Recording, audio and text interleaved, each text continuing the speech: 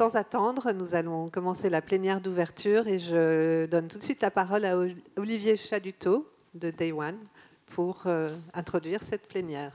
Vous allez passer une journée assez extraordinaire, exceptionnelle, parce qu'il y a un nombre de sujets, un nombre d'innovations, un nombre d'opportunités, un nombre de risques aussi, qu'on va essayer de voir ensemble tout au long de cette journée, avec la plénière d'ouverture où je vais tout de suite demander d'abord au coupable, Christian Lehir, qui a été cité. Donc maintenant, vous allez le voir, c'est lui le coupable. Donc je vais demander à Christian Lehir de venir, directeur juridique de Natixis, Hervé Écuyer, qui est le managing partner d'Allen & Overy, Marianne Frison-Roche, professeure de droit à l'Institut d'études politiques de Paris, appelé Sciences Po, et enfin Julien Maldonato, qui est associé conseil innovation transformation chez Deloitte. On vous a dit, ce n'est pas une conférence pour une conférence, c'est une conférence d'abord pour... et c'est important qu'il y ait des journalistes dans la salle, puisqu'on a parlé beaucoup de personnes dans la salle, sauf des journalistes. C'est important parce qu'un écosystème se crée aussi avec des journalistes qui peuvent colporter les bons messages et bien expliquer. Je pense que l'explication est très importante aujourd'hui de ce qu'est une RegTech, ce qu'est le marché, ce que sont les interactions avec les directions juridiques, les professeurs de droit, avec les avocats. Et c'est important aussi que les messages soient bien compris et bien colportés. Ce n'est pas seulement une conférence, parce que Benjamin vous l'a dit, c'est un écosystème qui se doit d'être créé. On va en parler avec mes intervenants. Et donc, ça ne fait que démarrer aujourd'hui. On va continuer, et c'est important de continuer. Je vous ai présenté tous les intervenants. De toute façon, vous avez leur nom et leur photo en haut. Revient à César ce qui est à César. C'est Christian. Donc, comme ça, on va démarrer sur... S'il faut faire une conférence sur la RegTech, il faut nous expliquer pourquoi. Mais d'abord, il faut d'abord nous expliquer ce que veut dire RegTech précisément, pour qu'on puisse démarrer tout de suite avec la même tous ensemble définition et qu'on soit d'accord. Christian. Alors, je vais commencer par la première partie de la question qui est, à mon sens, beaucoup plus facile. C'est pourquoi on a fait ça. Et la réponse, c'est, pour moi en tout cas, c'est qu'on a des écosystèmes qui sont connus en tant que directeur juridique, notamment celui de la Legal Tech, dont le point d'orgue est notamment le village des Legal Tech. Mais il y a d'autres événements nombreux qui portent sur les Legal Tech, et c'est déjà un écosystème qui a quelques années. Par ailleurs, je suis juriste de banque, il y a un autre écosystème qui est très connu, celui des FinTech, qui est reconnu, qui a là pour le coup d'énormes moyens. Et il y avait un troisième, pour moi, un troisième écosystème qui n'était pas, lui, développé, du moins en France, c'est celui des RegTech. Alors, celui des RegTech est connu, notamment dans les pays anglo-saxons, je pense que Hervé reviendra sur le sujet, développé, il y a des associations, c'est très animé, et c'est donc que ça répond à un besoin qui est celui de l'application de la réglementation ou de la régulation. Je fais ça à Mme Frison-Roche le soin de discuter du sujet. Et donc, en tant que directeur juridique, on a dans une banque notamment, on a les fintech. Alors on associe aux fintech notamment un certain nombre d'outils de compliance comme le KYC, il y a des outils de surveillance, des opérations de marché, etc., qui sont en quelque sorte aussi des RegTech. Mais en tant que directeur juridique, même de toute entreprise, y compris bancaire, mais pas seulement, industrielle, commerciale, il y a un certain nombre de régulations qui s'appliquent à nous. Et dans ce monde digital qui nous entoure, on se dit, essayons de trouver ces outils qui viendront faciliter notre travail de juriste et faire de façon à faire ce qui est classique, de faire des choses à plus forte valeur ajoutée et de laisser l'application de règles, parfois assez fastidieuses, à des outils qui viendraient nous aider. Donc voilà, pour moi, c'est ça la RegTech, c'est à mi-chemin entre... c'est un écosystème d'outils digitaux, numériques, qui viendront nous aider à l'application de la réglementation dans nos métiers. D'accord. Julien, pour Deloitte, vous avez fait une étude, vous avez cartographié, Deloitte, vous tout seul, vous avez cartographié 1 millier de startups, vous me disiez quand on préparait cette table ronde, et vous avez un peu cartographié, segmenté toutes ces start-up et les RegTech. Est-ce que vous pouvez nous en dire 2 mots pour qu'on voit un petit peu le marché, où il en est globalement? Tout à fait. Donc on avait dit pas de slide, mais il y a des chiffres détaillés disponibles. Si vous tapez Deloitte RegTech, vous trouverez tout ça. Portrait robot d'un phénomène qui a déjà quelques années maintenant. Dans les startups qu'on a analysées, on a un âge médian de 4 ans. Est-ce qu'on est déjà au pic de la hype? Je ne sais pas. En tout cas, dans le Google Trends, quand vous tapez pareil, le buzzword commence un peu à diminuer. Mais on a eu une vraie année 2017 et début 2018 où il y avait de l'effervescence autour de ce phénomène nouveau qui, pour faire simple, sont des réponses technologiques à des enjeux réglementaires. Alors, très diversifiés, puisque buzzword et phénomène de mode aidant, beaucoup se sont repeints en RegTech. Ça fait vendre, en tout cas, ça fait parler. Et ça veut pouvoir couvrir. Alors, c'est pour certains un sous-ensemble de la FinTech, parce qu'effectivement, on a une industrie de la finance qui est très réglementée. Et pour répondre à ces exigences toujours plus lourdes en coût, en délai, on a des technologies, des réponses technologiques qui doivent justement réduire ces coûts, ces délais. C'est la première promesse de productivité. Deuxième promesse, promesse de qualité, c'est-à-dire qu'on a une capacité avec ces technologies à maîtriser la donnée toujours mieux et donc affiner des scores, des contrôles. Et puis, plus marginalement, mais une tendance qui émerge, innover aussi dans le service final rendu au client, améliorer l'expérience du client et voire même faire d'une contrainte ou d'une exigence réglementaire comme la RGPD une opportunité de service. Et expliquer qu'au client, on peut l'aider à maîtriser sa donnée personnelle et en faire une valeur monétisable. Donc ça recouvre un champ des possibles assez large, de la sécurité financière, la protection du consommateur, protection de la donnée personnelle.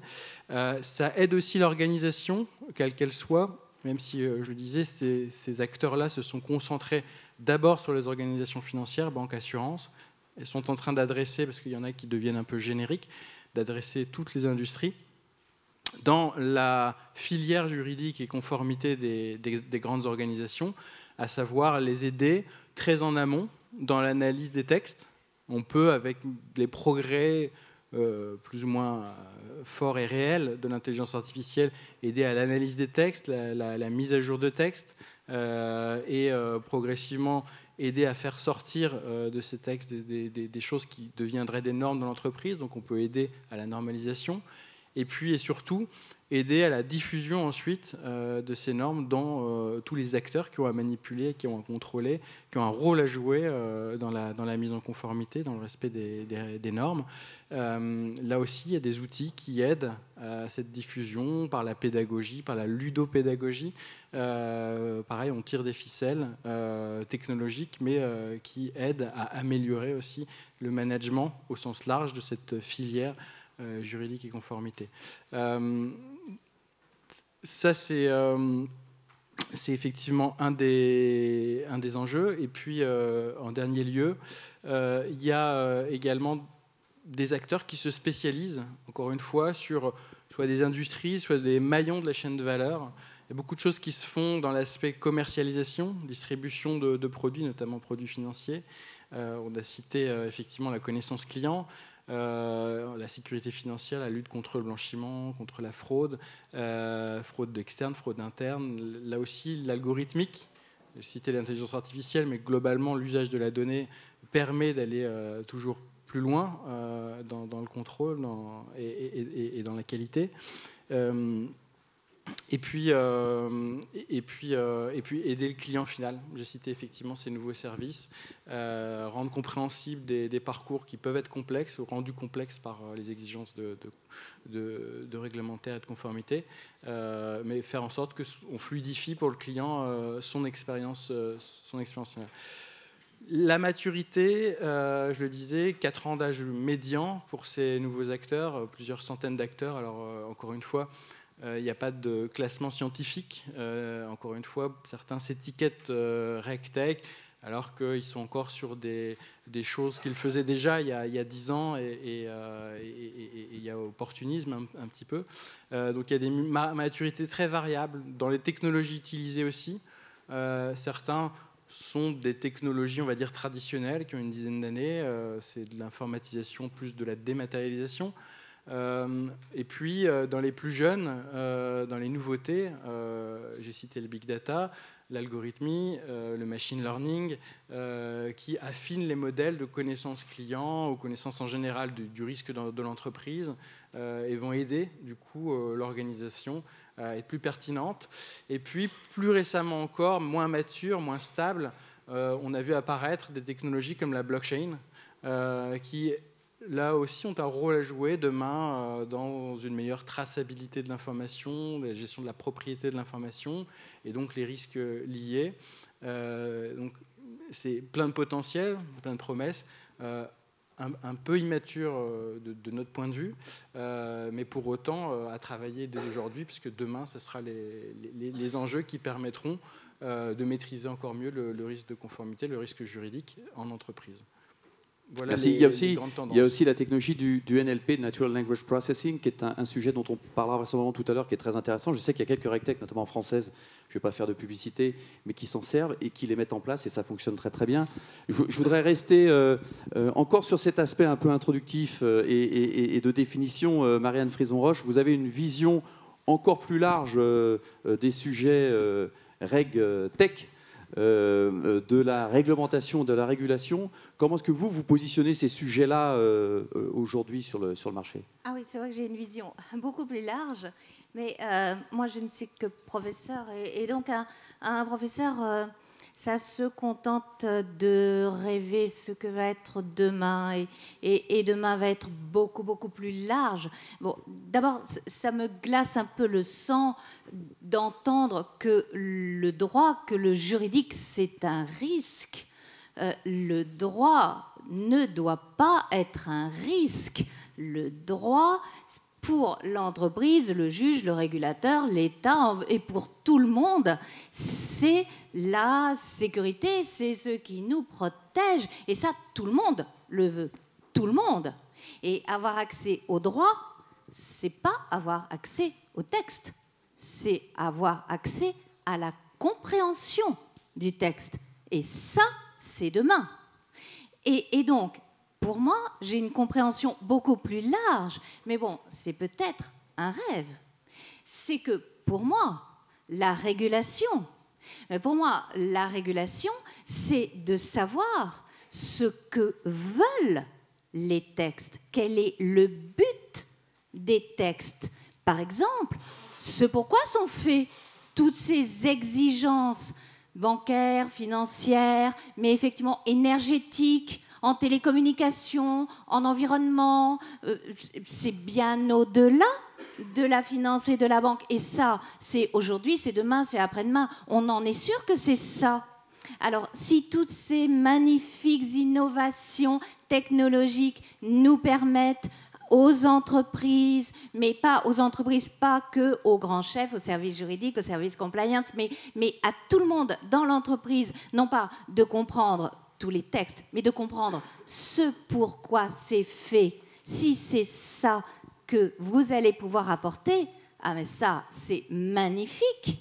Si c'est ça, c'est-à-dire que la personne qui va vendre un produit bancaire ordinaire dans une agence, mais également un produit de beauté dans une boutique, ou bien un téléphone, ou bien un produit, je sais pas, une bouteille de gaz, qui va pouvoir expliquer ce pourquoi sont faites toutes ces réglementations qui vont se multiplier, dans lesquelles l'entreprise n'est pas du tout passive.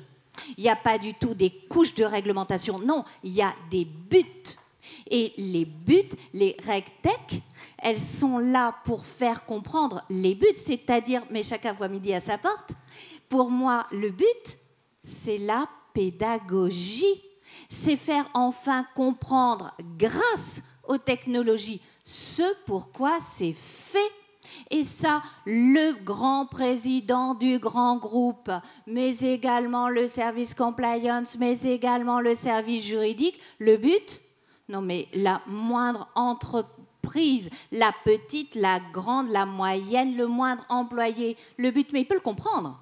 Sauver la planète, protéger les enfants, éviter les explosions, arriver à communiquer les uns avec les autres. Non, mais les buts, il peut très bien les comprendre. Ils ne sont pas idiots sous prétexte qu'ils ne sont pas diplômés. C'est ça l'avenir. Donc vraiment, si c'est ça, et j'imagine que c'est ça un écosystème, si c'est ça ce pourquoi nous devons tous collaborer ensemble, ah mais quel merveilleux avenir que cet écosystème-là.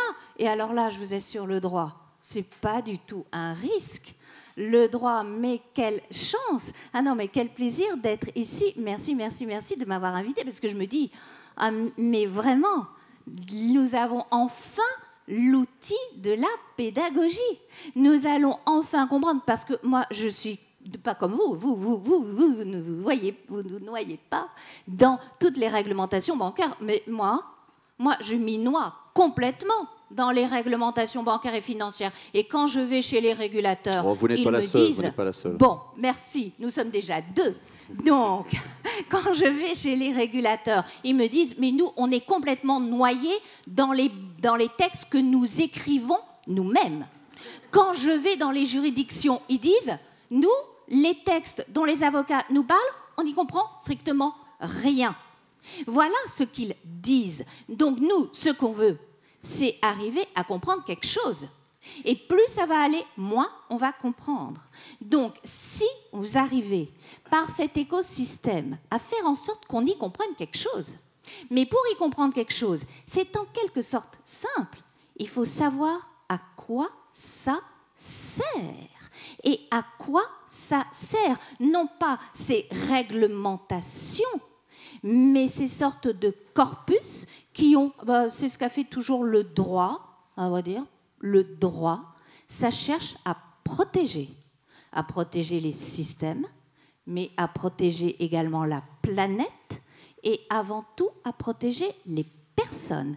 Et là, non seulement le régulateur écoute, mais le politique aussi écoute.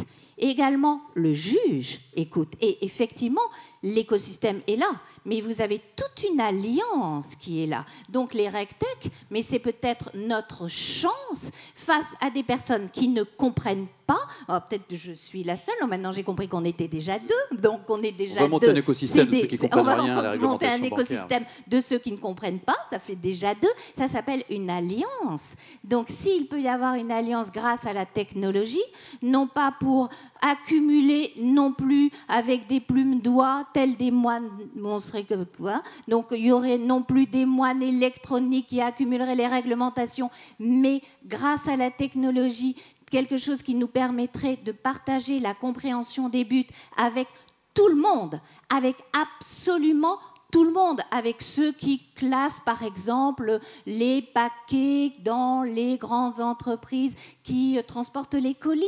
Vous voyez, des choses comme ça. Alors là, vraiment, merci les RegTech. Donc c'est permettre l'exégèse et de développer une culture. L'essentiel, pourquoi on va c'est qu'il y ait une culture, et c'est pour ça que pour ma part, je ne vois pas, mais c'est une opinion personnelle, je me contente de rêver un avenir que je vois quand même un peu poindre. C'est que la compliance n'est pas du tout, mais pas du tout, une partie de la RegTech. C'est pour ça que je pense que vont se mettre en place de la compliance tech. La compliance tech étant l'acculturation au sein des opérateurs avant tout d'une culture de but partagée par tous, que les entreprises vont pouvoir porter à l'intérieur d'elles-mêmes avec des nouveaux outils avant tout pédagogiques et ensuite les faire partager avec celui qui est le plus faible et qui est avant tout le politique. Merci beaucoup pour cette courte intervention. Christian, nul n'est censé ignorer la loi. On s'aperçoit que d'un seul coup, on a un problème avec ça, non ? Oui, tout à fait, c'est notre quotidien. Connaître dans le cadre de toute cette réglementation qui nous envahit dans tous les domaines chaque jour, il devient pour chaque individu difficile d'appliquer correctement la loi. Et comme l'a dit Mme Frison-Roche, est-ce que c'est encore une exigence du régulateur d'appliquer vraiment la loi? Mais je pense que c'est plus son niveau d'exigence aujourd'hui, ce qui est paradoxal, c'est soyez de bonne foi dans l'application de la loi. Ce qui est assez, faites de votre mieux, ce qui est assez paradoxal de la bouche d'un régulateur. Et je pense qu'il faut le rappeler, Mme Frison-Roche vient de le dire, le droit, c'est notre protection à tous. On est encore un état de droit, on doit préserver. Et donc, c'est là que ces outils, ce n'est pas seulement les individus, ce qu'on a fait jusqu'à présent, voilà, mais grâce notamment aux fonctions juridiques, aux fonctions compliance qui sont développées au cours des dernières années. Mais maintenant, c'est grâce aux outils, parce que je pense que l'individu n'arrive plus, à titre individuel, à faire face à ce tsunami de réglementation. Et donc, ayons ces outils qui viennent nous aider à une meilleure application des règles. Mais pour cela, encore faut-il que ce soit effectivement quelque chose de collectif, hein, comme ça a été souligné. Je pense que ça doit être collectif entre les régulés et les régulateurs. Et c'est ensemble qu'on pourra bâtir cet écosystème nouveau de RegTech. Merci. Hervé, vous êtes managing partner d'Allen & Comment vous êtes avocat, donc l'exégèse dont on parlait avec Madame Frison-Roche tout à l'heure de ces textes-là, vous faites partie de ces acteurs qui vont aller interpréter ces textes-là. Comment est-ce que vous travaillez avec ces milliers de réglementations à travers le monde? Vous êtes un cabinet international, donc il y en a partout, tous les jours, de plus en plus, qui peuvent impacter l'ensemble de vos clients. Comment est-ce que vous traitez ces sujets-là et comment est-ce que vous avez travaillé avec les RegTech plus précisément? Et je sais qu'Allen a monté un incubateur parce qu'il est très très sérieux sur le sujet des technologies, notamment sur les legal tech et sur les RegTech. Vous pouvez nous en parler un petit peu? Oui, merci beaucoup. Je pense que le sujet est vaste, effectivement, il y a beaucoup d'aspects et je me reconnais bien dans ce que vous avez dit. Le sujet est le suivant. Si je prends un exemple, et que Christian connaîtra bien aussi, en 2009, donc, il y a eu la chute de Lehman Brothers et les États, au final, ont dû mettre d'argent, donc renflouer les banques. Donc il y a eu un sommet en 2009 à Pittsburgh où il y avait le président Sarkozy, Obama, etc. Et c'est assez cocasse de les imaginer dans une salle en train de nous dire « bon, on aimerait que ça n'arrive plus ». Et tout est parti de là en réalité. Alors qu'on avait relativement peu de textes, on était dans un domaine qui était très peu régulé en réalité, on a commencé à empiler des textes. Mais on a empilé des textes en Europe, on a empilé des textes en France, mais on a empilé des textes aux États-Unis, en Asie, en Afrique du Sud, etc. Et lorsque vous êtes un directeur juridique comme Christian et que vous couvrez de nombreux pays et qu'il y a une réglementation qui s'applique dans l'ensemble de ces pays-là et certaines de ces réglementations se chevauchent, certaines sont contradictoires, etc. Et il y a l'extraterritorialité aussi. Et il y a un aspect d'extraterritorialité qui est extrêmement fort. Vous vous retrouvez devant un certain nombre de règles et vous ne savez pas comment gérer votre groupe.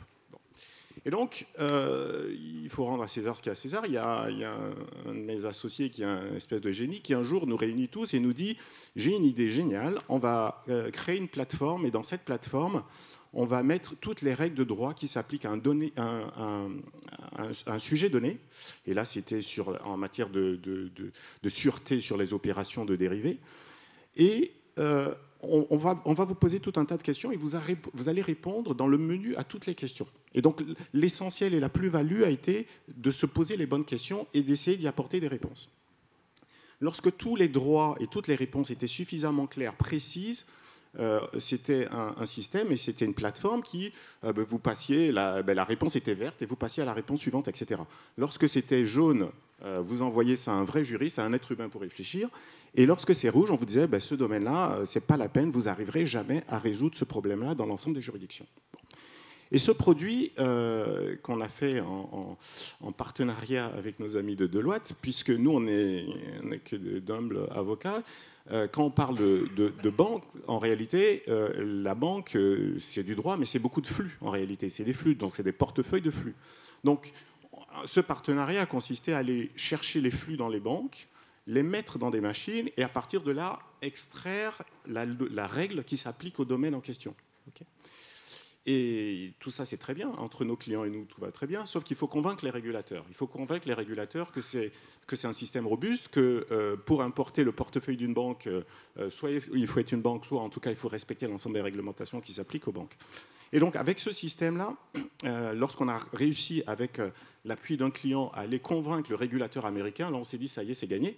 Parce que si le régulateur américain est convaincu, on va pouvoir en convaincre d'autres.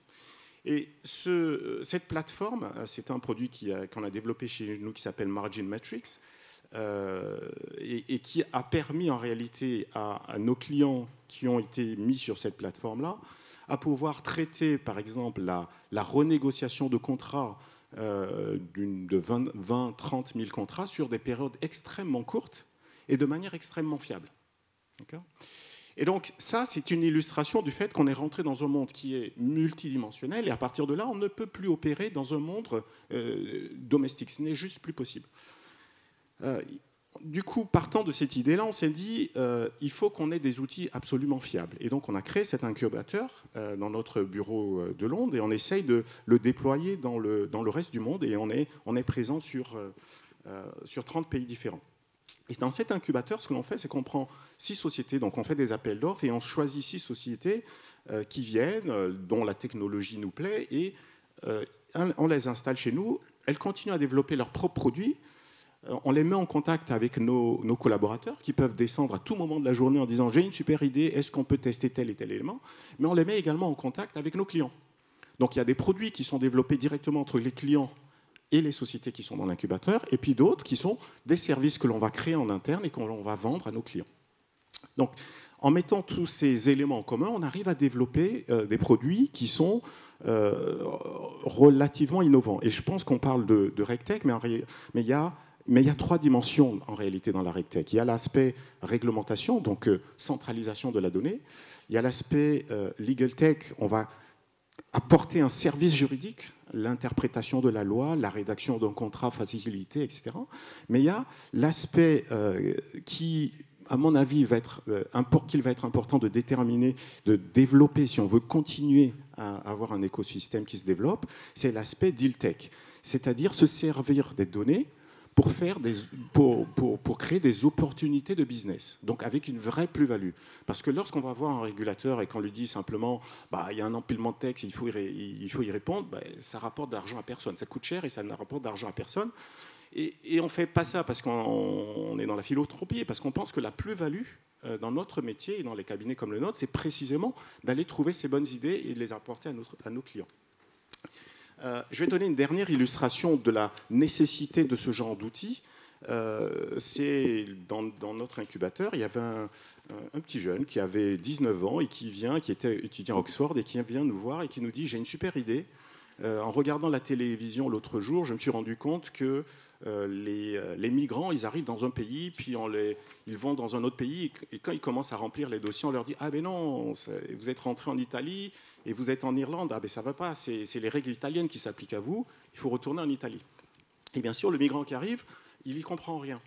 Et l'idée de ce gamin était de dire « Je vais créer une plateforme où je vais centraliser les 30 règles nécessaires et je vais me poser toutes les questions qu'un migrant peut se poser dans la situation que je décrivais. » Et en appuyant sur un bouton, on va lui sortir 30 textes, mais l'interprétation résumée de ces 30 textes en lui disant « Dans votre situation, voilà ce qu'il faut retenir. » Donc c'est une base extraordinaire pour quelqu'un qui veut se développer. Et je pense que notre contribution à tous, au-delà du respect des textes, c'est justement de contribuer à cet écosystème global. Donc c'est au-delà de nos métiers premiers. D'ailleurs, c'est en écho à ce que disait totalement...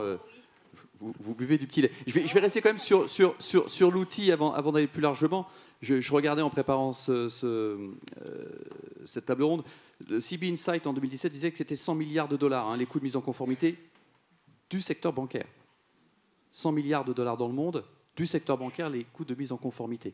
Sur ces sujets-là et sur cet outil-là, Christian, puisque Hervé en a parlé, quel est le besoin ?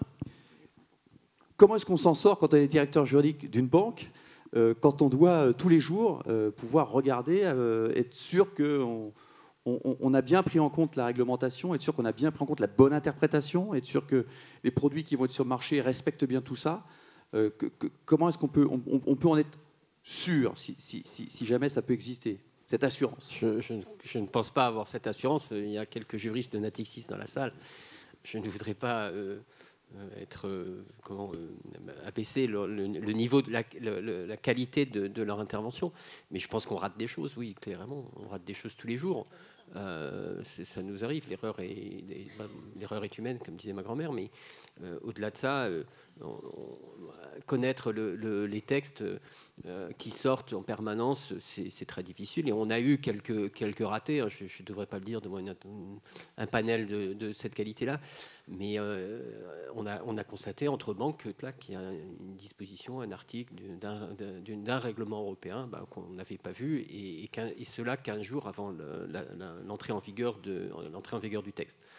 Donc ça, c'est l'aspect humain. C'est aussi normal qu'on n'y arrive pas. Alors là, l'outil, est-ce qu'il va nous aider? Là, on retombe sur des mêmes difficultés, en fait. C'est-à-dire que si l'humain est faillible, est-ce qu'on va accepter que la machine le soit? Et ça, c'est une grande question sur l'input, en fait, des textes dans la machine. Et on sait que les textes ne s'appliquent pas juste de manière littérale. Il faut une interprétation de ces textes. Et ça, c'est un vrai sujet sur la RegTech, c'est qui interprète la règle et est-ce que cette interprétation est valable? Quand on est une direction juridique ou une direction de compliance, on s'appuie sur les personnes qui composent ces groupes. Demain, ce sera l'outil, et derrière l'outil, ceux qui l'auront fait, qui ne sont pas nécessairement des spécialistes du sujet ou qui n'auront peut-être pas fait valider par le régulateur l'interprétation qu'ils font des textes. Et donc ça, c'est un sujet de fond sur la possibilité de développer ces outils et de la position que les régulateurs doivent prendre vis-à-vis de ces outils. C'est-à-dire qu'en tant que régulé, on va mettre en œuvre une technologie, mais est-ce que le régulateur, s'il y a ses défauts, s'il y a ses insuffisances, est-ce qu'il va nous sanctionner? Alors, est-ce que la notion de bonne foi dans l'application de la règle suffira à ce moment-là? Ou est-ce qu'on dira non, puisque vous avez un outil, vous devez être parfait, quoi. Et c'est une question de fond. Madame Frézerange, vous voulez...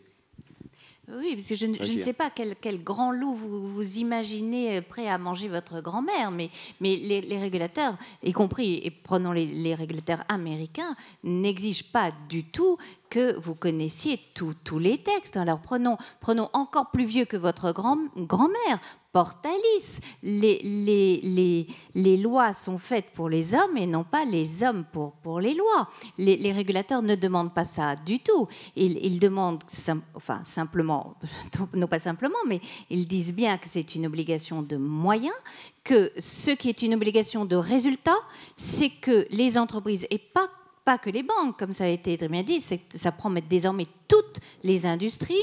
Il faut qu'il y ait deux choses, qu'il y ait une organisation structurelle, d'une part, et que d'autre part, il y ait une conscience, il y ait une culture pour essayer de faire en sorte pour participer à des buts communs, par exemple la lutte contre le blanchiment d'argent ou la corruption. Mais ensuite, le fait de tout connaître, les régulateurs n'exigent pas du tout, parce qu'eux-mêmes, je dois vous le dire, sont des êtres humains. Je dois vous dire cette information-là. Et je crois qu'ils en ont quand même un peu conscience. Et d'autre part, ensuite, si à partir de cette obligation de résultat structurel et ex-ante, il se trouve qu'on n'a pas atteint ce but parce qu'on n'a pas connu cette règle-là, et qu'on n'a pas atteint cela, c'est des obligations de moyens. Et il y a des tas de jurisprudence que nous connaissons bien, des régulateurs les plus sévères et des juridictions pénales qui font bien cette distinction-là. Donc nous avons finalement tellement peur de la régulation et de la compliance et du droit pénal qu'on finit par être complètement paralysé. Il faut dire le montant des amendes aussi, on a tendance un peu aussi à nous glacer. Bon, donc on a tellement peur qu'on finit par croire qu'il faudrait qu'on soit plus fort que les machines. Mais non, les machines n'ont pas de conscience, n'ont pas de souci de l'humanité, n'ont pas de souci de l'autre, n'auraient pas de souci des migrants. Vous voyez, une machine ne regarderait pas la télé et se dirait pas « mais qu'est-ce que fait ce pauvre migrant qui va se retrouver jeté à la mer ?» parce qu'il ne connaît pas tout le droit italien. D'ailleurs, peut-être qu'il ne parle pas italien. La machine, elle n'y pense pas. Votre jeune associé ou jeune homme de 19 ans, lui, s'il a pensé à ça, c'est parce qu'il se souciait des migrants. Donc, il faut quand même poser, quelles que soient toutes les grandes qualités des RegTech, qu'un être humain, c'est mieux qu'une machine. Et un écosystème tel que les RegTech ne va bien fonctionner et ne sera vraiment que l'avenir que si on garde bien en tête que l'être humain, c'est mieux qu'une machine. Mais l'être humain avec la machine, c'est mieux que l'être humain tout seul. On est bien d'accord et toute personne qui sait utiliser une machine à laver le sait. Il y a beaucoup trop d'hommes dans la salle pour qu'ils comprennent votre blague, madame.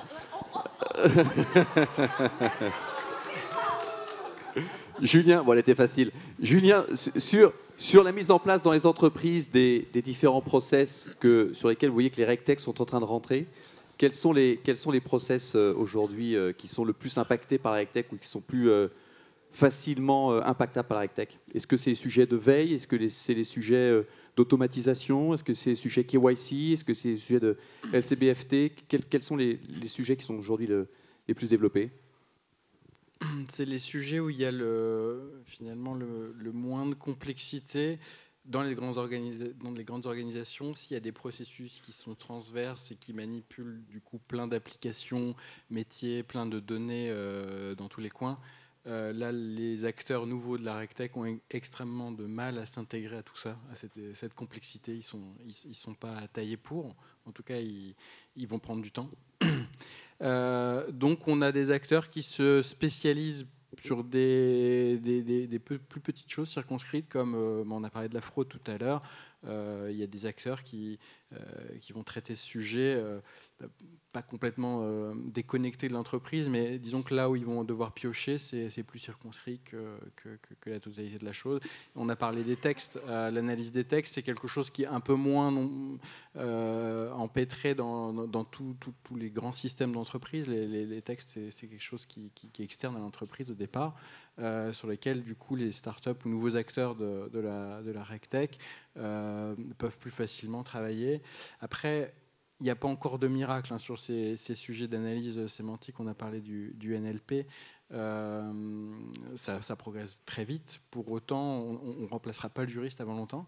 On complétera, on l'a dit. On mettra en exergue des incohérences éventuelles. Quand on doit rédiger un contrat, par exemple, on a des algorithmes qui ont commencé à avoir des résultats satisfaisants sur des clauses qui ne seraient pas cohérentes ou bien liées les unes avec les autres. Là, le machine learning peut aider vraiment les juristes à traiter la masse d'informations. Il y a déjà pas mal de legal tech ou de RegTech qui utilisent le NLP qui fonctionne très très bien. Enfin, je sais qu'il y en a dans la salle, il y a Softlaw, il y a Hyperlex, il y a Forcia, enfin, il y a beaucoup et bien d'autres, et vous m'excuserez si je ne les cite pas toutes, mais il y en a quand même beaucoup qui déjà ont l'utilisation de ces outils-là. Et pour les avoir vus fonctionner, ça marche déjà très très bien en fait. Hein. Donc, ça aide, alors pas sur tout, mais ça aide sur une couche assez intéressante pour gagner du temps, qui est aussi le nerf de la guerre, c'est de gagner du temps, hein, pour pouvoir passer plus de temps à l'interprétation, à la compréhension. Hervé, sur un autre cœur du cœur, vous en avez un petit peu parlé, qui est la veille réglementaire, qui est quand même... si vous n'en faites pas, c'est terminé pour les avocats, vous n'avez plus de cabinet. Vous avez fait votre exercice sur le secteur financier. Peut-être que là, il y a aussi un boulevard énorme pour les RegTech pour pouvoir apporter toute cette veille réglementaire sur les autres secteurs dont parlait Mme Frison-Roche, puisqu'on est multisecteur, hein, sur cette table ronde. Et donc, on n'a pas parlé de la pharma, mais si on va sur la pharma, vous avez aussi pas mal de petites choses qui s'empilent, nationales, européennes et internationales. L'énergie aussi, merci, vous en avez. Mais en fait, tous les secteurs sont impactés. Comment est-ce que la veille réglementaire aujourd'hui peut s'aider des RegTech, et comment les RegTech peuvent aujourd'hui vous apporter tout ce qu'il faut pour la veille et l'interprétation, pour revenir sur le point important dont parlait Mme Frisange tout à l'heure? Je pense que d'abord, je vais commencer par dire qu'on n'est pas du tout inquiet en réalité. C'est-à-dire que la machine, et une fois de plus je vous rejoins, c'est que la machine est un outil dont on a besoin plutôt que quelque chose qui nous empêche de nous développer. Clairement, la machine, ce n'est pas l'alpha et l'oméga de la réussite ni du respect de la règle. Pour autant, continuer à opérer dans un monde comme on le faisait dans le passé, c'est complètement archaïque et en réalité, c'est très lent.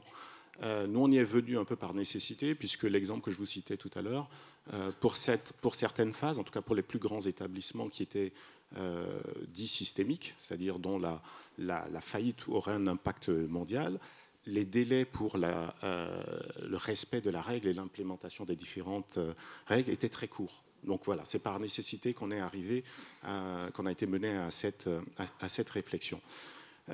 Également, la veille réglementaire, bien sûr, on sait le faire manuellement, mais effectivement, nous aussi, on loupe des choses. Il nous arrive effectivement, encore il n'y a pas très longtemps, on a vu un texte qui existait depuis très longtemps et aucun cabinet de la place de Paris, même d'Europe, puisqu'on a appelé des collègues, personne ne l'avait vu. C'est un texte d'origine européenne. Donc on a commencé à créer des théories sur la désuétude du droit, etc. Enfin, on essayait de se rassurer comme on pouvait. Ah bah oui, on essaye d'être créatif. Oui, il y a le code civil. Mais voilà, non, mais tout ça pour dire qu'effectivement, aussi nombreux et attentionnés qu'on soit, on loupe forcément des choses. Bon. Et donc, en ça, la machine peut nous aider. Mais la machine ne peut nous aider que si on crée un écosystème complet, c'est-à-dire que dès la création des textes, il est paramétré de manière à pouvoir être capté par une machine, et ça ira toujours beaucoup plus vite. J'espère n'offenser personne, mais si vous vous contentez de regarder le site Légifrance, par moment, il est en décalage par rapport à la réalité du droit à un instant T. Et ce n'est pas leur faute, il y a des milliers de textes, et donc il y a une manipulation qui fait que, mais ça met un petit peu de temps. Donc plus on va pouvoir réduire ce temps, et plus on sera rapide.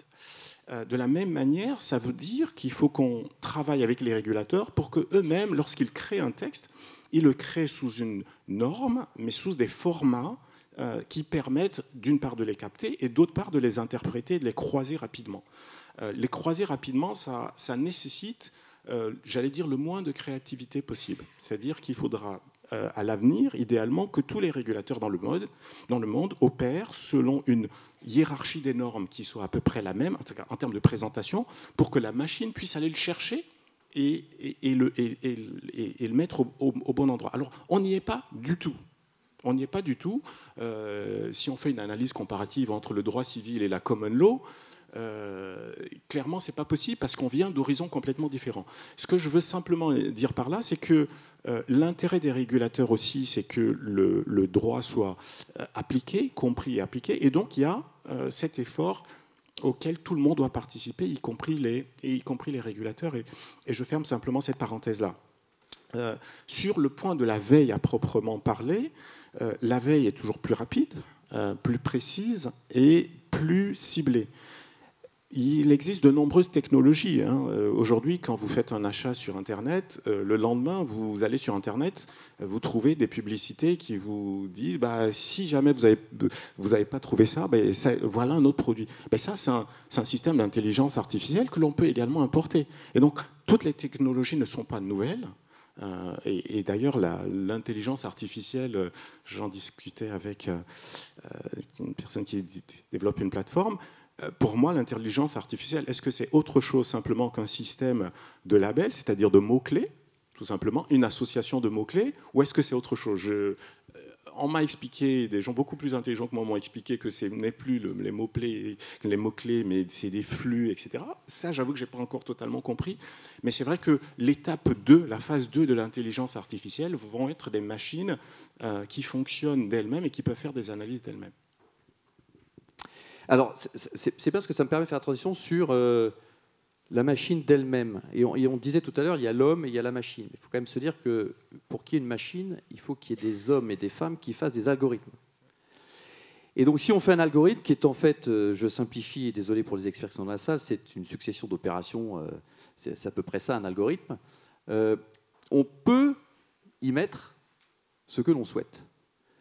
Et donc cette succession d'opérations à laquelle on va avoir du mal à avoir accès, puisque en fait un algorithme, c'est cette succession d'opérations qu'au début je peux peut-être essayer de comprendre, mais qui à la fin, avec le machine learning, voire le deep learning, peut partir, et on a vu des professionnels de l'intelligence artificielle démontrer qu'ils ne maîtrisaient plus certains algorithmes, on peut y introduire des biais, on peut y introduire des préférences, On peut aller même sur une autre technologie qui s'appelle le reinforcement learning, pour ceux qui la connaissent, qui en fait va donner comme un reward à l'outil s'il prend cette décision plutôt que cette décision-là. Donc, c'est-à-dire qu'on peut y apporter un biais, soit un biais parce qu'on est d'une certaine nationalité, soit un biais parce qu'on a un certain niveau social, etc. Comment est-ce qu'on peut anticiper ces sujets-là et comment est-ce que vous les regardez? Je voudrais d'abord poser la question à Marianne Frison-Roche sur ces sujets de biais. On va voir les ethics by design dans ces algorithmes, mais on pourrait aussi potentiellement le biased by design, parce que à la fin, alors Julien ne l'a pas dit, mais pléthore sont quand même des regtech américaines, et j'ai rien contre mes amis et cousins américains. Certaines regtech sont des regtech chinoises, j'ai rien contre mes amis chinois, et qu'aujourd'hui, les regtech françaises, et je suis très favorable aux regtech françaises, sont pas assez nombreuses, pas assez fortes, et que les regtech européennes sont pas assez nombreuses et pas assez fortes. Donc est-ce qu'on ne va pas laisser un peu un biais s'introduire dans les algorithmes qui sont en train d'être mis en place dans l'ensemble des regtech? Vous n'avez pas à toujours présenter vos excuses, parce que Ethics by Design, c'est quelque chose qui a été vendu par des entreprises informatiques. Les biais, nous le savons bien. Alors, il y a déjà 2 victimes pour les biais, parce que... bon, donc... alors, quand on voit ce qui fait le droit, non pas la réglementation, mais le droit, les grands arrêts. Pourquoi est-ce qu'en ce moment, nous sommes tous préoccupés par le juge qui vient d'entrer à la Cour suprême? Je ne crois pas que ce soit un robot. C'est un être humain. À un moment, ils se réunissent et ils prennent des décisions. Ce sont des êtres humains. Prenons le RGPD. Mais le RGPD, il est né d'une jurisprudence prise par quelqu'un qui est Cohen-Leenartz. Cohen-Leenartz, c'était un prof de droit qui a eu une idée, qui a dit, bon, maintenant j'ai un problème avec une entreprise que je n'arrive pas à maîtriser, que nous n'arrivons pas à maîtriser, et donc je vais inventer quelque chose, parce que, bon, je suis un prof de droit, tiens, j'ai une idée, je vais inventer un droit qui n'existe pas du tout. C'est le droit à l'oubli. Eh bien, je l'invente. Donc, ce sont des êtres humains. Donc, pourquoi est-ce que tout le temps, nous nous posons des questions à travers un vocabulaire qui n'est pas le nôtre? Ethics by design, quand on nous dit la solution, c'est la loyauté des algorithmes. Mais non, la solution, ce sont des êtres humains. Nous allons avoir des grands juges, nous allons avoir des grands interprètes. Je vais prendre un exemple. Le très grand, oui, je prends des exemples américains. Justice Breyer, qui dans un cas sur la propriété intellectuelle sur les semences agricoles, vous voyez, c'est un truc bien technique, en PI, on est là en droit économique. Qu'est-ce qu'il a pris comme précédent? Il a pris comme précédent la stérilisation des esclaves noirs. Voilà l'analogie. Alors, j'attends, moi, l'algorithme qui va trouver l'analogie dans les précédents, et pourtant, nous sommes bien dans un système de précédents, où là, pourtant, les machines devraient bien trouver d'une façon croisée, etc., etc. Donc, ça devrait bien marcher pour la common law. Non, c'est un être humain, Justice Breyer, parce qu'il a quelque chose dont nous n'avons pas encore parlé, mais qui s'appelle les valeurs. Les valeurs pour les êtres humains. Et donc, vous avez des êtres humains, les législateurs aussi. Le législateur, ce n'est pas un être abstrait, ce sont des êtres humains qui, à un moment, prennent des lois avec des principes qu'ils inventent. Les machines, ça n'invente pas. Les jugements, ils ne sont pas écrits par les machines. Alors c'est vrai, c'est bien la documentation, c'est bien de savoir la réglementation. C'est tout à notre honneur de dire, oh, quand même, on est mauvais juriste, parce que je n'ai vu que 1337 textes et j'en ai raté 2, zut, je suis quand même mauvais juriste. Mais à un moment, on dit, bon, alors regardons le cas. Quelles sont les valeurs? Qui est-ce que je dois protéger? Qu'est-ce que je dois favoriser? Quel est l'avenir auquel je contribue? Et à ce moment-là, on invente. Et ça, c'est ça qui est le danger. C'est de dire, je suis moins faible, Je suis trop faible, je vais laisser les machines décider. Mais non, Ethics by Design, c'est vendu par des immenses firmes qui disent, tenez, allez, pour pas grand-chose, 500 millions de dollars, je vous vends quelque chose, et puis ne vous faites pas de soucis, parce que la voiture autonome, elle sera à choisir s'il faut écraser ce monsieur-là ou bien cette dame-là. Vous pouvez dormir tranquille. Ethics by Design. Donc, je trouve que nous n'avons pas à poser les questions comme ça. Nous devons les poser en tant qu'être humain, et s'il y a des questions qui sont difficiles, nous devons nous les formuler, et nous devons ensuite inventer les réponses. Et la Cour de justice en a trouvé. Par exemple, mais je ne sais pas, l'arrêt Gendeur, tant qu'à citer des vieilleries, 1930, l'arrêt Gendeur, l'arrêt Blanco. L'arrêt Blanco, c'était pour une petite fille, Agnès Blanco, elle avait 7 ans. L'arrêt Gendeur, c'était pour Rose Gendeur, elle avait 8 ans. Donc, tous ces grands arrêts, c'est parce que c'était des êtres humains qui s'en sont souciés d'êtres humains. Donc, tout ce que je voudrais, et je vous range au micro, et non, je ne ferai pas de la captation de micro pour plaider juste pour les êtres humains. N'entrons pas dans un univers de machines, bien que, et voyez, je ne vous relance pas ma provocation, je suis très pour les machines à laver, par ailleurs. Vous avez bien raison. Et moi aussi. Et pour que tout le monde l'utilise, c'était mon propos. Je voulais quand même rester sur ce sujet-là. Vous n'êtes pas allé là où je pensais que vous alliez aller, donc je vais quand même remettre une petite couche sur le sujet. Je pensais que vous alliez ailleurs. Sur justement, favoriser cet écosystème français et européen. Non. Oh là là, Trop tard, vous avez raté votre chance. Non, je la reprends. Je la reprends. 2 minutes. Parce que l'écosystème européen, c'est notre chance. Pourquoi? Et vraiment, une minute, 30 secondes. L'Europe s'est construite autour de la notion de personne. C'est vraiment ça qui la caractérise. Parce qu'il y a une chose aussi que nous savons, nous ne sommes pas seuls au monde. Parce qu'il n'y a pas que nous et les États-Unis. Il y a la Chine, il y a l'Inde, il y a l'Afrique, qui ne se porte pas bien, et l'Inde, j'en sais rien. Prenons l'Europe. L'Europe a fait un truc absolument incroyable. C'était en Grèce, vous savez, il y a assez longtemps, avec aussi... alors vraiment, ils sont morts depuis très longtemps. Platon et celui avec lequel ils se disputaient, là, Aristote, ils ont inventé un truc incroyable, la personne. Et la personne, c'est une notion juridique absolument extraordinaire qui protège l'être humain et qui dit un truc incroyable, c'est que tout être humain, parce qu'il est une personne, est unique et néanmoins est égal à l'autre. C'est absolument incroyable car c'est faux. C'est faux parce que en tant que vous êtes un être humain, eh bien, vous êtes tout à fait quasiment identique à l'autre. Et en plus, en tant qu'être humain, vous n'avez pas du tout la même valeur que l'autre. Parce que l'autre, il est peut-être un loser ou il est un winner. Eh bien non. En Europe, c'est pas ça qu'on dit. On dit qu'en tant que vous êtes une personne, vous êtes absolument égal à l'autre, d'une part, et en tant que vous êtes une personne, vous êtes absolument unique. Il n'y a qu'en Europe qu'on va pouvoir dire ça. Et grâce à l'écosystème, on peut monter un écosystème proprement européen, et ça s'appelle la compliance, et pas tout à fait la réglementation, ça s'appelle la compliance, une compliance montée sur la double Europe qui est en train de se réunir, qui s'appelle la Cour de justice d'une part, la CEDH d'autre part. Vous avez noté que le 26 juillet 2018 dernier, il y a de nouveau la possibilité de demander un avis pour toutes les juridictions nationales, non seulement à la Cour de justice, mais également à la CEDH. Vous avez noté que vendredi dernier, le 5 octobre, pour la première fois, la Cour de cassation a posé une demande d'avis devant la CEDH. Donc nous avons enfin une Europe qui se réunit entre l'Europe économique et l'Europe des droits de l'homme. C'est bien normal, car ce qui fait l'Europe comme une zone unique au monde, c'est que son centre est la personne. Merci de m'avoir redonné... Je vous donne toujours 30 secondes. Je vous donne toujours ces 30 secondes pour entendre ces propos basés sur les valeurs, puisque vous en parliez tout à l'heure. Julien, sur cette question justement des différents écosystèmes, Asie d'un côté, États-Unis, et puis l'Europe, et comme vous avez cartographié, qu'est-ce que vous voyez aujourd'hui poindre ?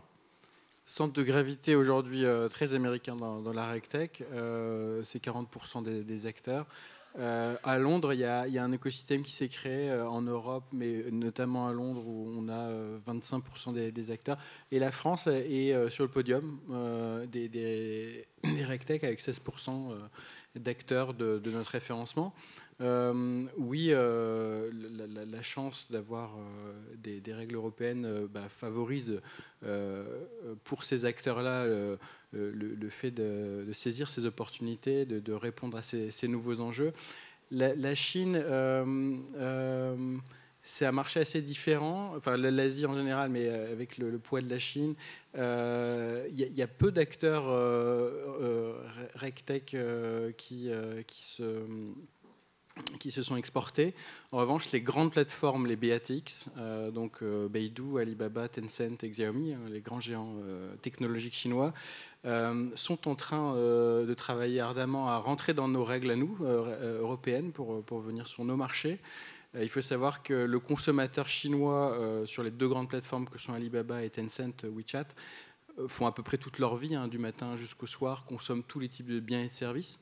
Ça veut dire quoi? C'est-à-dire que ces acteurs-là, basés sur des algorithmes dont on a parlé, donc de l'informatique non déterministe, pour faire simple, de la statistique avec ses biais. Aujourd'hui, un individu chinois sur ces plateformes, il est scoré minute par minute en fonction de son comportement d'achat, mais même comportemental avec des proches, ses conversations, etc. Ça lui donne un score, il a accès à ce score, il y a une transparence qui plaît en tout cas aux Chinois. Le gouvernement a acté que d'ici 2020, il prendra en considération ce score social dans l'accès aux services publics. Donc c'est assez fort. Qu'est-ce qu'on fait de la protection de ce score et des concitoyens derrière? Face à une boîte noire, effectivement, on parle de black box en informatique non déterministe, donc statistique, machine learning et autres joyeusetés. Alors on y travaille, enfin, quand je dis nous, globalement, le monde scientifique travaille sur la traçabilité des algorithmes non déterministes, statistiques, avec des mécanismes de rendre lisible une black box de machine learning, rendre lisible à l'humain, parce qu'on ramène bien à l'humain le sujet, c'est important, et on progresse beaucoup, et je suis plutôt optimiste sur le fait qu'on va y arriver. Et c'est un vrai sujet. L'auditabilité des algorithmes, c'est notre métier, nous, Deloitte, en tant qu'acteurs de l'audit. Et on a déjà des réponses à ça. On met en place vraiment des mécanismes d'auditabilité des algorithmes. Donc, voilà, de quoi être optimiste. Mais pour en revenir à la protection, au droit, il y a un point d'attention de ces méga plateformes qui demain probablement absorberont une grande partie des faits et gestes des humains, et à une telle vitesse que est-ce qu'on arrivera à protéger encore les humains par des cadres de l'encadrement? C'est difficile à dire, tant ça va vite et tant ça va être difficile à superviser. Donc il y a un vrai point d'attention sur la plateformisation du monde autour de probablement 4 grands acteurs chinois qui investissent massivement des dizaines de milliards. Pour revenir à la question de départ, là où on a un point d'inflexion, c'est que c'est la première année en fin 2017 qu'on clôturait avec un pays chinois qui investissait plus que l'historique pays américain dans ces technologies de la manipulation de l'information. C'est la première fois que le gouvernement chinois et les entreprises chinoises ont investi des dizaines et des dizaines de milliards sur vraiment l'exploitation de la donnée. Et ça peut être un point d'attention important. Avant de donner la parole à la salle, sur cette question justement de comprendre les algorithmes, est-ce qu'on va changer aussi les profils des juristes dans les directions juridiques ou des compliance officers dans les directions compliance pour qu'ils essayent, alors peut-être pas tous, mais un peu plus comprendre et appréhender ces sujets-là? Je ne sais pas qui veut répondre. Nous en tout cas, juste pour terminer, et après j'en ai la parole, nous on a formé une partie de nos avocats donc, chez TAJ à la data analyse, à l'analyse de la donnée, et on est aussi en train de les former à ce qu'on appelle le crypto lawyer, savoir écrire des contrats ou transposer des contrats dans une blockchain demain avec les smart contracts et autres joyeusetés. Donc il y a vraiment un accompagnement de compétences nouvelles qui est en train de se faire dans le monde des juristes traditionnels. D'accord, merci. Hervé? Christian? Oui. Non, Hervé? Oui, pardon. De la même manière, effectivement, il faut déjà qu'on ait des juristes qui comprennent et qui peuvent dialoguer avec le nouvel écosystème. Donc nos juristes, en tout cas dans une équipe qui est à la pointe sur ces sujets-là, la première chose qu'on leur apprend lorsqu'ils arrivent, les jeunes, c'est qu'ils prennent des cours de codage. Et d'ailleurs, les profils que l'on reçoit aujourd'hui sont assez radicalement différents. On a beaucoup plus de profils ingénieurs, droit, école de commerce, droit que l'on avait dans le passé. Alors, ça reste que tout petit hein, à l'échelle du cabinet, mais effectivement, c'est absolument indispensable. Vous parlez pour le cabinet ou vous parlez pour la France spécialement ? Non, pour le cabinet, et justement, j'allais faire un parallèle avec la différence, on en parlait tout à l'heure avec Christian Lehir. La différence d'approche et d'avancée entre les États-Unis, l'Angleterre et la France sur ces sujets-là est frappante.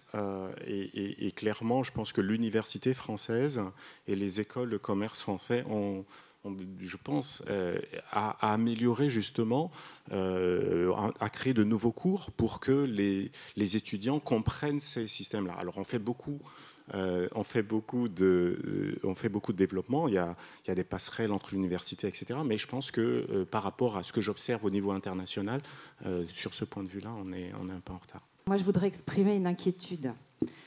Sans parler des RegTech et de l'intelligence artificielle qui arrive. Dès aujourd'hui, on constate une perte de sens dans le travail que nous effectuons dans les entreprises. On fait beaucoup de process, on agit pour la solution et peut-être plus pour le droit si nous parlons du droit. On n'est plus sur un projet. On ressemble déjà à des logiciels sur pattes. Donc ma question est la suivante.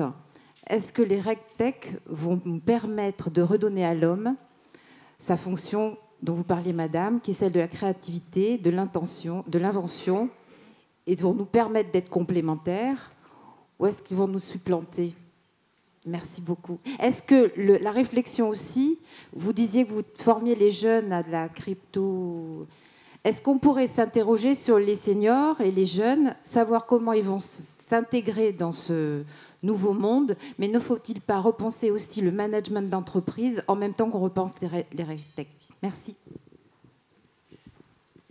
Madame Frison-Roche, sur la première partie peut-être ? Oui, alors, en première partie, et c'est pour ça que j'aurais tendance à distinguer la compliance tech et sur une conception un peu, pour moi, restrictive de ce qu'est la RegTech, parce que pour moi, la compliance tech, c'est ce qui, au contraire, va vraiment remettre la personne au centre, puisque c'est ce qui va permettre, grâce à la technologie, d'expliquer le but. Et le but, c'est de ramener toute cette réglementation que vraiment on en a jusqu'ici, hein, et qu'on ne comprend pas, et puis ce sont des process vides, avec, et ce n'est en rien une critique, plein de voyants rouges et de voyants orange et de voyants, parce que les billboards, ça fait quand même assez longtemps qu'on n'y a plus joué et ça ne nous intéresse plus trop. Donc, de remettre bien les buts en mots assez simples et de les mettre absolument à la portée de tout le monde. Justement, celui qui vient d'entrer, j'ai été tellement frappée de ce que vous avez raconté sur ce jeune homme qui se préoccupait du migrant, il comprend très très bien. Le senior, il comprend très très bien.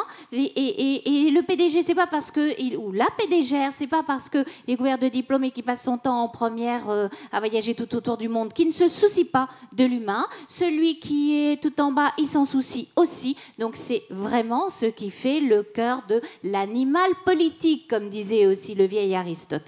Donc la compliance tech, c'est ce qui va nous permettre de revenir au droit, parce que la réglementation, c'est du droit, les régulateurs, c'est des personnes qui manient du droit, l'Europe, c'est ce qui va nous... Ça a été fait, je rappelle ce pourquoi a été fait l'Europe, c'est parce que nous nous étions entretués. Qui a fait l'Europe? C'est la France et l'Allemagne, deux pays qui se sont entretués. Deux hommes, Charles de Gaulle, Adenauer, qui se sont serrés la main. C'est ça qui a construit l'Europe. Donc ce sont quand même le souci de l'être humain. Nous avons un besoin de le reconstruire. La compliance tech, fait partie, qui va naître des RegTech, c'est ce qui peut permettre de remettre, par exemple, le souci des animaux. C'est toute la réglementation sur la pharma. Par exemple, est-ce qu'on peut utiliser les animaux et de quelle façon pour pouvoir, en faisant des expérimentations sur les animaux, pour pouvoir quand même aboutir à des médicaments qui vont soigner des êtres humains. C'est pas de la réglementation, ça. C'est des êtres sensibles et c'est des êtres humains. Tout le monde peut comprendre ça. Donc, quand on va y arriver par la technologie et quand on va l'expliquer, surtout l'expliquer, c'est ça qu'on va. Donc c'est vraiment ça qu'on va aboutir. Et quand on va prendre la pharma, dont vous avez évoqué juste un instant, mais ô combien c'est pertinent. Et quand vous entrez dans un laboratoire pharmaceutique, il dit oh là là, j'ai tellement de réglementation, je comprends rien. Est-ce que vous pourriez m'expliquer ces milliards de textes, ces millions, parce qu'ils en ont, j'ai l'impression, des milliards de textes pharmaceutiques. Et est-ce que vous pourriez me diminuer ma facture de compliance qui est à 1,2 milliard? Vous pourriez me la négocier, me mettre pour qu'elle ne soit plus qu'à 750 millions. Ça serait tellement bien. Puis je compte vos honoraires un peu, à quelques centaines de millions. Mais bon, l'important, c'est que ce soit moins cher. Parce que, voilà, maintenant, dans quel état on est? Mais non. Parce que la compliance ou la RegTech, c'est juste de se soucier des enfants qu'on va guérir, mais des expérimentations animales qu'on va faire quand même, mais sans cruauté. Par exemple, le mot de cruauté, moi je ne sais pas si ça dit quelque chose à un algorithme. À mon avis, ça ne lui dit rien du tout. Mais à un être humain, ça lui dit quelque chose. Merci pour votre optimisme de replacer l'humain au cœur de nos discussions. Est-ce qu'il y a des questions supplémentaires? Je sais que c'est bientôt le ventre qui parle, ça aussi c'est très humain. Alors, il nous reste 2 minutes, peut-être pour conclure sur cette... On a quand même un objectif aujourd'hui, hein, c'est de démarrer cet écosystème. Comment est-ce que vous voyez, et à chacun d'entre vous d'ailleurs, ça vous donne 30 secondes, vraiment 30 secondes chacun, sur le développement de cet écosystème et qui doit faire partie de cet écosystème et comment vous voyez évoluer ces sujets-là? On est au début, hein. Très jeune écosystème, très prometteur et tout le monde doit participer. Je pense que c'est la puissance d'un réseau, d'un écosystème, c'est vraiment le nombre. Voilà, donc très prometteur. Je réitère le point d'attention sur le caractère jeune et donc un peu immature, et notamment sur les aspects technologiques, parce que c'est plus ça ma spécialité. Mais en tout cas, plein de belles promesses, donc on va vers un bel avenir. Ensemble. Christian, pour l'écosystème? Oui, pour l'écosystème, il y a les post-it. Hein, c'est pas très numérique, mais en fait, c'est très utile. C'est très utile. Donc, l'idée, quand même, de la création de cet écosystème, c'est de rassembler les besoins exprimés par les personnes qui peuvent avoir des besoins en termes de RegTech et l'offre qui est celle des technologies existantes. Donc, je crois que c'est une première à Paris, cette réunion sur le thème des RegTech. Il faut que ça perdure. Les 2 organisateurs de cette journée sont OpenLaw et le Cercle Montesquieu. Le Cercle Montesquieu souhaite donc à lancer un lab pour que justement il y ait une suite. OpenLaw, c'est dans son ADN de générer des idées autour de l'ouverture du droit et pour répondre particulièrement à toutes ces problématiques qui ont été évoquées. Et il faut que l'ensemble des autres acteurs participent, et particulièrement, je citerai, hein, si je peux me permettre, les régulateurs doivent participer à l'éclosion de cet écosystème. Madame Frison-Roche, sur cet écosystème?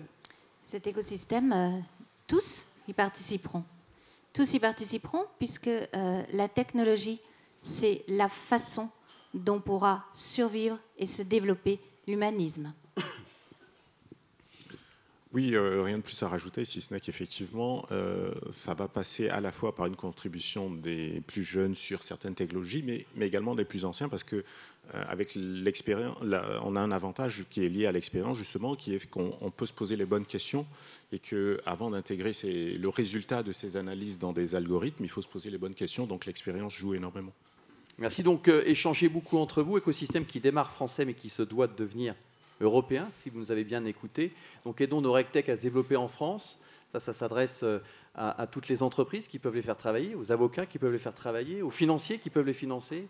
Et puis aidons-les aussi à grandir en Europe et à se développer à l'international pour avoir des belles et grandes RegTech européennes. C'est important pour nous et important pour l'humanité, comme vient de nous dire Madame Frisoroche. Merci beaucoup, bon appétit et à tout à l'heure.